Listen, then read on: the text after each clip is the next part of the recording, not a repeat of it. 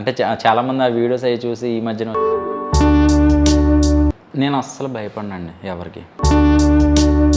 పవన్ కళ్యాణ్ గారి గురించి మాట్లాడినా 10 సంవత్సరాలు తట్టుకుని పిఠాపురంలో ఈ మధ్యకాలంలో వైజాగ్లో బోట్లు కాలిపోతుంటే 50,000 రూపాయలు ఇచ్చేయడానికి అవసరమా?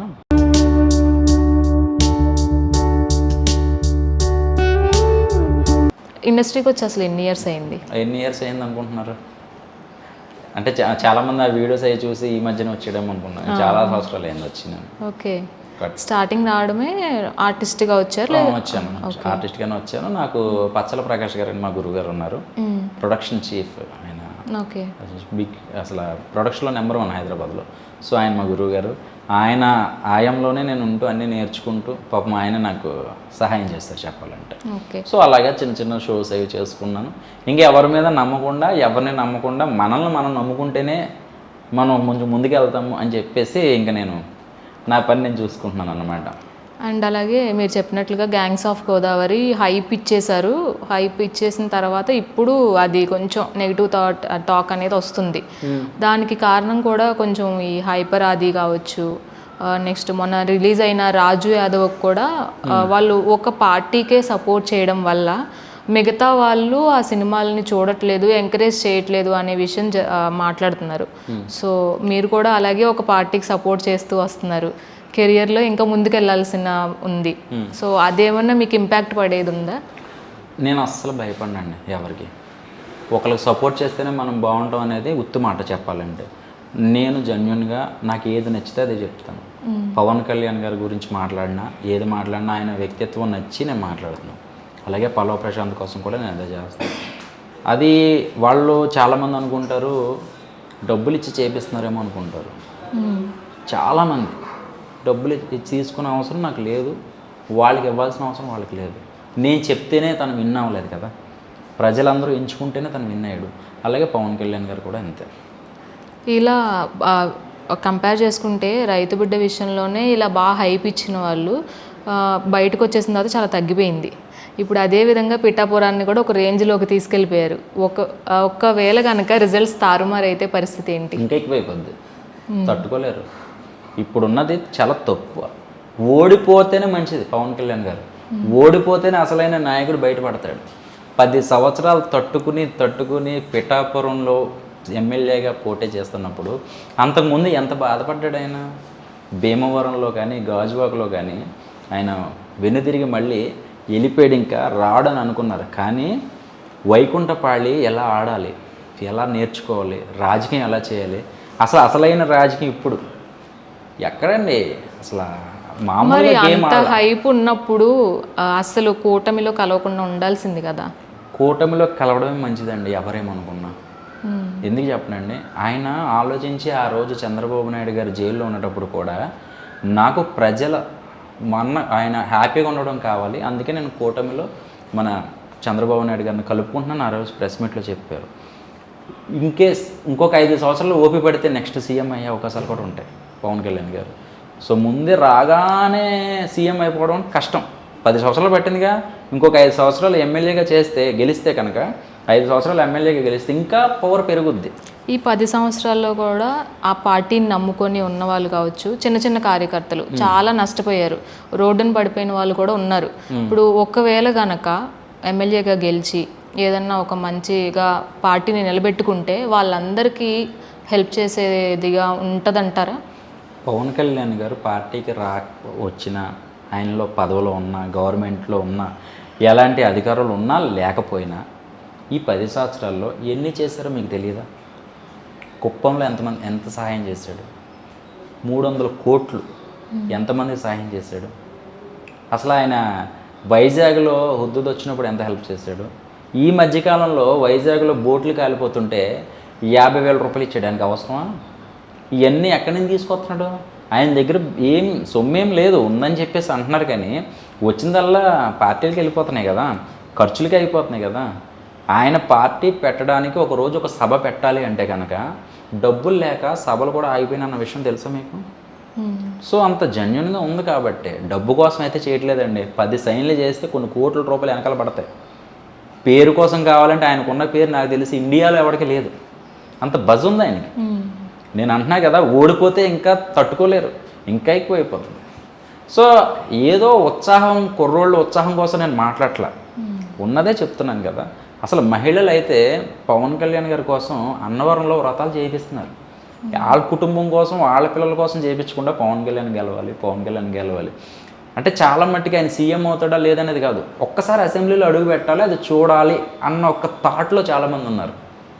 పిఠాపురం మొత్తం కూడా వన్స్ ఒక సైడ్ అయిపోయిందంటే కనుక శుభ్రంగా హ్యాపీగా ఉన్నారు. రావద్దండి మీరు, నేనేం మాట్లాడాల్సిన అవసరం, ఆయనే అంటున్నాడు. అది గెలుస్తారా లేదని పక్కన పెడితే వాళ్ళకున్న కాన్ఫిడెన్స్ చూడండి, ఎంత ప్యూర్గా ఉన్నారు వాళ్ళు. అసలు అక్కడ స్థానికంగా ఉన్న వంగ గీతకు కూడా ఫుల్ సపోర్ట్ అయితే ఉంది అంటున్నారు. జగన్మోహన్ రెడ్డి కూడా డిప్యూటీ సీఎంగా ఇస్తాను అని కూడా చెప్పేశారు ప్రచారంలో. సో వంగ గీత కూడా మంచి పనులే చేశారు. ఇంతవరకు ప్రజారాజ్యం నుంచి కూడా పోటీ చేశారు. కొంచెం పాజిటివ్ ఒపీనియనే ఉంది ప్రజలకి. అది కొంచెం దెబ్బతినే అవకాశం ఉందంటారా? వంగ గీత గారి గురించి అయితే నాకు పూర్తిగా తెలియదు. ఆవిడ అంతకుముందు ఏం సేవలు చేశారో ఏంటనేది తెలియదు. కానీ పిఠాపురంలో ఎమ్మెల్యేగా ఎప్పుడైతే నామినేషన్ వేశారో ఆ రోజు నుంచి చాలామందికి వంగ గీత గారు తెలిసారు, కానీ మిగతా వాళ్ళకి పెద్దగా తెలియదు. సో అక్కడి నుంచి ఆవిడ జర్నీ అన్ని చూస్తూ ఉంటే అర్థమైంది, ఓకే ఒక మంచి లీడర్. ఆవిడ ఒక సొంత మనిషిలో చూసుకుంటారు పిఠాపురం ప్రజలు, ఆవిడని ఒక తోబొట్టులా చూసుకుంటారు, ఒక ఆడబొడుచులా చూసుకుంటారు అనే టాక్ అయితే ఉంది. సో ఒక్కొక్కరు మైండ్ సెట్ ఎలా ఉంటుందో తెలియదు. ఈరోజు మంచి అనుకున్నది రేపొద్దున చెడు అవ్వచ్చు. ఈరోజు వంగ గీత గారు చాలా మంచి నా సొంత మనిషి అనుకున్నారు, రేపొద్దున ఎనిమి అవ్వచ్చు. సో అలా కూడా అవ్వచ్చు. అండ్ అలాగే మీరు ఇంత సపోర్ట్ చేస్తున్నారు పవన్ కళ్యాణ్ని. ఎప్పుడు ఎన్నికల ప్రచారం స్టార్ట్ అయిన దగ్గర నుంచి పోలింగ్ అయ్యేంత వరకు పిఠాపురం చుట్టుపక్కల తిరిగారు మీరు. యాక్చువల్గా నేను వీడియోసే చేశాను, తిరగలేదు. ఎందుకంటే నాకు వెళ్ళాలని అక్కడి నుంచి కాల్ వచ్చింది కూడా నాకు. ఓకే. సో రమ్మని వచ్చింది.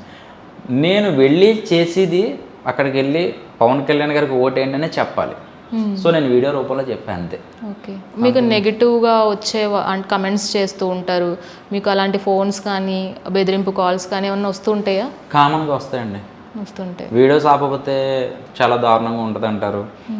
పవన్ కళ్యాణ్ గారికి సపోర్ట్ చేయొద్దు, చేస్తే రేపొద్దున జూన్ 4వ తారీఖున ఆ విజయ్ అనే వాడు ఉండడు, ఇట్లా అన్నీ ఉంటాయి. వాళ్ళు ఎప్పుడైతే ఆ మెసేజ్ చేశారో నా వీడియోస్ ఇంకా ఎక్కువ అవడం మొదలుపెట్టినాయి. ఆగం కదా, మనం ఏం తప్పు చేసాం, వేరే పార్టీని తిట్టలేదు, ఇలా ఏలైతే చూపించలేదు, ఎవరిని దూషించలేదు. నాకు ఇష్టమైన వ్యక్తి కోసం నేను మాట్లాడితే తప్పేం లేదు కదా. దానికి అసలు మనం అసలు పూర్తిగా నాకు సపోర్ట్ ఉంటుంది.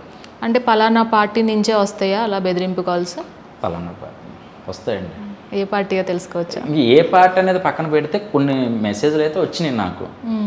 సో చాలామంది నాకు వస్తే పర్లేదండి, ఆడవాళ్ళు ఎవరైనా పాపం పవన్ కళ్యాణ్ గారు సపోర్ట్ చేస్తే ఎంత రూడ్గా మెసేజ్లు పెడుతున్నారో తెలుసా. వాళ్ళందరూ నాకు మెసేజ్లు పెడుతూ ఉంటారు, అసలు చాలా దారుణం. అంటే 3 పెళ్ళాలు అయిపోయారు కదా, నువ్వు 4వ పెళ్ళాను పవన్ కళ్యాణ్కి, అంటే నువ్వు ఉంపుడికి ఎత్తావా, నువ్వు ఎంత ఇచ్చాడు నీకు చెక్కు, ఇంకొకసారిగా ఆపపోయావు అనుకో నువ్వు అని రకరకాల టార్చర్లు పెడుతున్నారు ఆడవాళ్ళకి. సో ఎందుకు ఇట్లాంటివన్నీ పెడుతున్నారు కాబట్టే వాళ్ళు ఇంకా రెచ్చిపోతున్నారు. ఎందుకంటే ఇంట్లో ఫ్యామిలీస్ ఉంటాయి, ఫోన్లు ఇలాంటివి చేస్తే రేపొద్దున ఎక్కడ ట్రోల్ చేస్తారో, ఆ అమ్మాయి ఆ మహిళ ఫేస్ పెట్టి ఎక్కడ ట్రోల్ చేస్తారని భయంతో వాళ్ళు కంట్రోల్ అవుతున్నారు.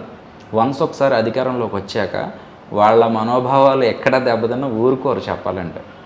ఎందుకంటే ఏ పదవి శాశ్వతం కాదు కదా, మన ఇష్టం వచ్చినట్టు మాట్లాడితే చెల్లదండి. నేను ఎవరి గురించి తప్పుగా మాట్లాడినా రేపొద్దున ఎఫెక్ట్ ఉంటుంది.